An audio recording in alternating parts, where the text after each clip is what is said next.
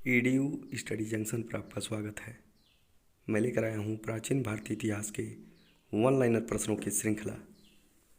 पहला क्वेश्चन है, चंद्रगुप्त मौर्य एवं सेल्यूकस के मध्य वैवाहिक संबंधों का उल्लेख किया है एप्पियानस ने।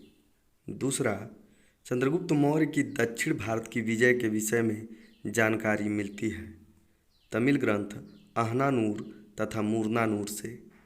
तीसरा, बंगाल पर चंद्रगुप्त मौर्य की विजय का उल्लेख मिलता है महास्थान अभिलेख से।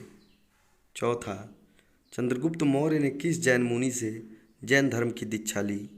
भद्रबाहु से। पांचवां, किसने चंद्रगुप्त मौर्य की सेना को डाकुओं का गिरोह कहा है? जस्टिन ने।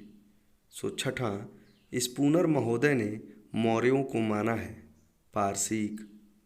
सातवां, चंद्रगुप्त मौर्य की मृत्यु कब हुई? 298 ईसा पूर्व में। इसने उपवास द्वारा श्रवणबेलगोला में अपने शरीर का त्याग किया। आठवां, रोमिला थापर ने चंद्रगुप्त मौर्य को किस जाति का माना है? वैश्य। नौवां, चंद्रगुप्त मौर्य के बारे में कौन कहता है कि उसने 6 लाख की सेना लेकर संपूर्ण भारत को रौंद डाला? जस्टिन ने। 10वां, चंद्रगुप्त मौर्य की मृत्यु के बाद अगला उत्तराधिकारी कौन बना? उसका पुत्र बिंदुसार। नेक्स्ट क्वेश्चन, बिंदुसार का शासनकाल था 298 ईसा पूर्व से 272 ईसा पूर्व। 12वां, बिंदुसार को यूनानी लेखक क्या कहते हैं? अमित्रोचेड्स। स्ट्रैबो ने अलिट्रोकेड्स कहा है। 13वां, वायु पुराण में बिंदुसार को कहा गया है भद्रसार तथा जैन ग्रंथों में सिंहसेन कहा गया है। 14वां, अमित्रघात के नाम से विख्यात है बिंदुसार। 15वां, जैन परंपरा के अनुसार बिंदुसार की माता का नाम मिलता है दुर्धरा। 16वां, दिव्यावदान के अनुसार बिंदुसार के समय में तक्षशिला में विद्रोह हुए जिनका दमन करने के लिए उसने पहली बार अशोक को तथा दूसरी बार सुसीम को भेजा था। 17वां, चीनी ग्रंथ फा युएन चूलिन बिंदुसार को कहा गया है बिंदुपाल। 18वां, सीरिया के शासक एंटियोकस प्रथम ने बिंदुसार के दरबार में किस राजदूत को भेजा था? डाइमेकस को। नेक्स्ट क्वेश्चन, बिंदुसार ने एक पत्र लिखकर किन वस्तुओं की मांग की थी एंटियोकस से? मदिरा, सूखे अंजीर तथा दार्शनिक। दार्शनिक को छोड़कर अन्य वस्तुएं एंटियोकस ने बिंदुसार के दरबार में भेजा। 20वां, बिंदुसार किस संप्रदाय का अनुयायी था? आजीवक संप्रदाय का। 21वां, चाणक्य की मृत्यु के बाद उसका उत्तराधिकारी कौन बना? राधागुप्त। 22वां, अशोक का शासनकाल था 273 ईसा पूर्व से 232 ईसा पूर्व। यह बिंदुसार का उत्तराधिकारी था।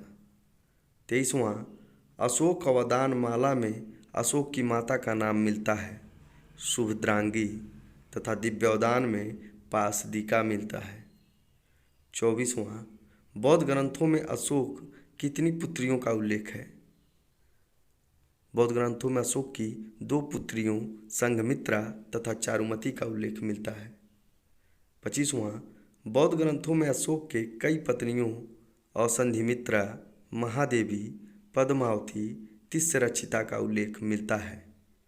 प्रयाग स्तंभ लेख में उसकी एक पत्नी कारुवाकी का नाम प्राप्त होता है। 26वां, बौद्ध ग्रंथों में अशोक के 2 पुत्रों कुणाल और महेंद्र का उल्लेख मिलता है। अशोक के तीसरे पुत्र जालौक का उल्लेख राजतरंगड़ी में मिलता है तथा उसके प्रयाग स्तंभ लेख में एक पुत्र तीवर का भी उल्लेख है। अगला क्वेश्चन, अशोक गद्दी पर कब बैठा? 273 ईसा पूर्व में, किंतु उसका राज्याभिषेक 4 वर्ष बाद 269 ईसा पूर्व में हुआ।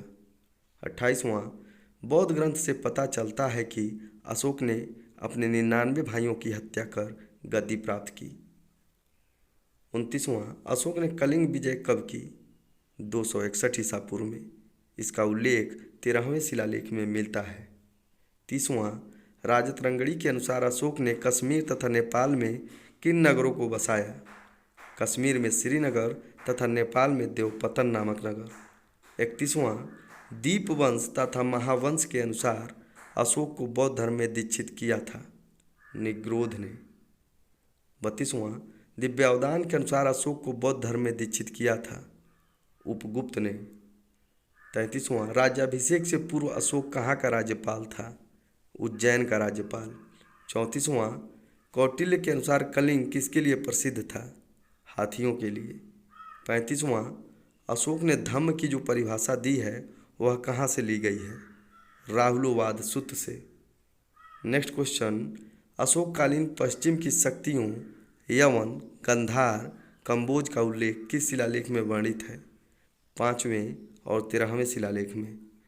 37वां, राज्याभिषेक के किस वर्ष अशोक ने धम्म महामात्रों की नियुक्ति की? राज्याभिषेक के 14वें वर्ष। 38वां, दीपवंश में अशोक को कहा गया है? उज्जैनी करमोली। 39वां, किन शिलालेखों में अशोक को देवा नाम प्रिय कहा गया है?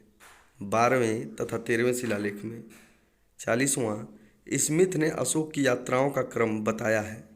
लुम्बिनी, कपिलवस्तु, सारनाथ, श्रावस्ती, गया और कुशीनगर। 41वां, दिव्यावदान में अशोक की माता का नाम मिलता है? शुभद्रांगी। 42वां, 8वीं जातियों का उल्लेख किस शिलालेख में मिलता है? 13वें शिलालेख में। 43वां, अशोक ने राज्याभिषेक के कितने वर्ष बाद कनकमुनि बौद्ध स्तूप की लंबाई 2 गुना करवाया? 14 वर्ष बाद। 44वां, किस शिलालेख में अशोक ने मनुष्य और पशु दोनों की चिकित्सा व्यवस्था का उल्लेख किया है? द्वितीय शिलालेख में।